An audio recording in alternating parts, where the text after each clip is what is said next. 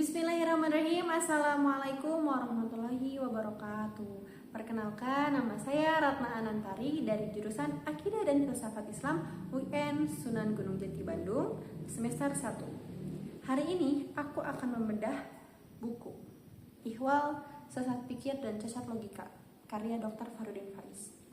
Nah, sebelumnya aku akan ngasih tahu ini siapa Dr. Farudin Faiz itu. Ya, Dr. Farudin Faiz itu merupakan dosen di UIN Sunan Kalijaga, jurusan Akidah dan Filsafat Islam juga.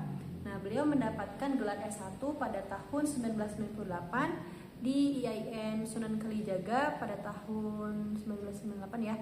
Nah, S2-nya juga pada tahun 2001 dan S3 pada tahun 2015 di IAIN Sunan Kalijaga, Yogyakarta. Dan sekarang beliau menjadi pengurus ngaji filsafat di Masjid Jenderal Sudirman, Yogyakarta pada setiap hari Rabu malam Kamis. Nah, menurut aku buku ini itu bagus dibaca untuk pengantar logika, dibaca untuk pemula ya, pengantar logika, karena gaya, strategi dan strukturnya yang sangat sederhana sehingga mudah dipahami untuk yang awam. Nah, di buku ini juga dilengkapi dengan ilustrasi-ilustrasi yang dekat dengan kejadian sehari-hari sehingga pembahasannya itu mudah dipahami. Nah, sekarang aku akan membahas buku Ihwal Sesat Pikir dan Cacat Logika. Di buku ini hanya terdapat 2 bab. Nah, sebelum masuk ke bab ini ada bab pendahuluan yang dimana bab pendahuluan ini memahami kembali dasar-dasar berlogika yang terangkum dalam sejumlah cara pandang. Nah, ada 5 pasal yang dikemukakan dalam bab pendahuluan. Nah, 5 pasal ini menjelaskan ihwal logika dan urgensinya yang sudah pasti akan memperkaya pemahaman terkait logika. Nah, mari kita lanjut ke bab pertama. Selanjutnya kita bahas ke bab 1.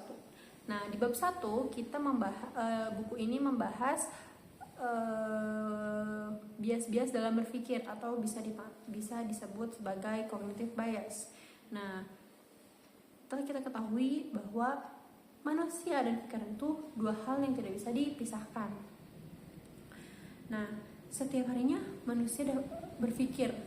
Dalam penelitian pun disebutkan dalam satu harinya manusia dapat memproduksi 50.000 pikiran.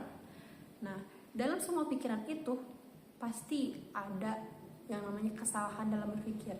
Nah, pikiran manusia ini mudah untuk terpengaruh atau terjebak dalam bias. Nah, bias ini yang biasanya disebut sebagai bias kognitif. Nah, bias kognitif adalah kecenderungan seseorang untuk memberikan penyimpulan atau penilaian yang tidak sesuai dengan kaidah rasionalitas atau sesat pikir. Nah, biasanya bias kognitif itu terjadi karena keterbatasan kemampuan manusia memperoleh informasi atau mekanisme mental yang tidak cukup memperoleh informasi. Nah, bias kognitif, buku ini tuh membahas bias kognitif. Nah, terdapat 33 bias kognitif yang dibahas dalam buku ini. Tapi aku akan membahas salah satu bias kognitif itu.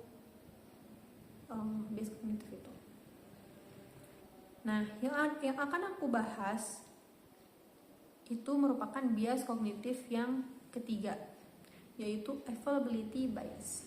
Sebelum aku jelasin apa itu availability bias, nah, aku akan kasih contoh. Ada seseorang yang berkata bahwa merokok itu tidak apa-apa. Karena kenapa dia bilang kayak gitu? Karena dia bilang bahwa kakeknya itu merokok dalam satu hari itu menghabiskan 3 pak bungkus rokok. Dan usianya bisa sampai 90 tahun. Nah, cara berpikiran tersebut ini adalah kesalahan berpikir yang biasa disebut sebagai availability bias. Jadi availability bias itu kita menciptakan gambaran untuk sesuatu dengan menggunakan contoh-contoh yang mudah muncul dalam pikiran kita. Nah, saat sesuatu itu diulang-ulang terus-menerus, sesuatu itu akan melekat dalam pikiran kita, dan walaupun sesuatu itu bukanlah kebenaran, karena pasti nempel gitu di otak kita. Nah, pemikiran-pemikiran itu, pikiran yang terus ada di kepala kita itu akan menjadi senjata untuk menghadapi peristiwa-peristiwa yang ada di sekeliling kita. Nah, itulah awal mulanya lahirnya availability bias. Nah, gimana sih cara biar kita tuh melawan availability bias ini? Untuk melawan availability bias, kita bisa terbuka dalam pemikiran atau kemungkinan-kemungkinan lain yang selain apa yang sering kita amini.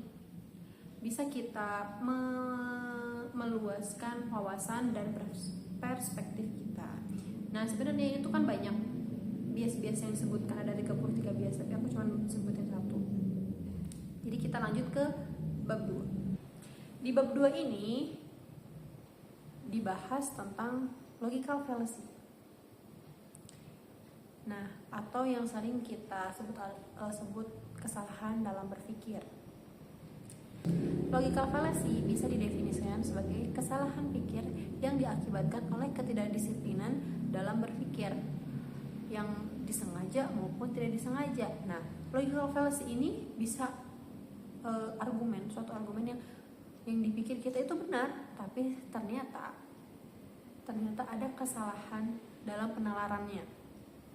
Nah, logical fallacy ini merupakan bagian dari kajian logika yang concern dengan aktivitas berpikir logis yang salah fokus, salah prosedur, atau salah variabel sehingga hasilnya justru adalah kesalahan. Nah, jadi logical fallacy ini adalah ya yang sering kita sebut itu kesalahan berpikir. Nah, di buku ini tuh dijelaskan ya bahwa ada beberapa kategori di logical fallacy ini. Salah satunya adalah kesalahan karena kausalitas. Nah, cara berargumen biasanya mengandalkan sebab dan akibat gitu kan. Sebab dan akibat. Nah, tapi yang harus kita ketahui bahwa sebab dan akibat ini merupakan sesuatu yang kompleks, yang dimana ujungnya ditakutkannya menjadi kesalahan dalam berpikir. Kausalitas ini ada kompleks. Nah, yang dimana ini tuh kesalahan ini terjadi karena adanya akibat yang terjadi karena beberapa atau sejumlah sebab, yang dimana yang dianggap sebab ini itu cuman satu atau beberapa. Jadi yang dianggap sebabnya itu cuman satu. Nah, contohnya aku kasih contoh. Kecelakaan diakibatkan karena rambu lalu lintas yang tidak jelas. Mungkin hal itu bisa terjadi karena penempatan rambu lalu lintasnya yang tidak jelas, atau enggak emang ya udah gak jelas rambu lalu lintasnya. Tapi mungkin bisa jadi supir mobilnya atau yang mengendarainya sedang ngantuk, atau tidak fokus, atau bisa jadi penyeberang jalannya yang ceroboh. Nah, ini kan merupakan kesalahan dalam berpikir ya. Nah, ini bisa bagaimana cara menyikapinya gitu kan. Nah, bisa saja kita mengobservasi kejadian tersebut, mencari kebenarannya dari kejadian tersebut, bagaimana bisa mencari bukti yang komprehensif dengan kejadian tersebut. Nah, untuk kan ini banyak ya, jadi biar kita mempersingkat waktu. Nah, menurut aku setelah aku baca buku ini, aku sadar bahwa apa yang aku simpulkan, aku pikirin, aku ambil keputusan setiap harinya itu mungkin menurut aku itu benar, ternyata suatu kesalahan yang dimana terbentuk karena bias-bias kognitif bias-bias kognitif yang terjadi, yang sering kita simpulkan, yang sudah menjadi kebiasaan dalam berpikiran kita gitu. Jadi buat kalian yang suka baca atau suka kebenaran, bisa baca bukunya Dr. Fadil Faiz, Ihosat Fikir dan Cacat Logika. Kuasai dunia dengan ilmu. Jalannya adalah belajar, senjatanya adalah menulis, kekuatannya berasal dari membaca. Jadi, ikro, baca. Terima kasih. Wassalamualaikum warahmatullahi wabarakatuh.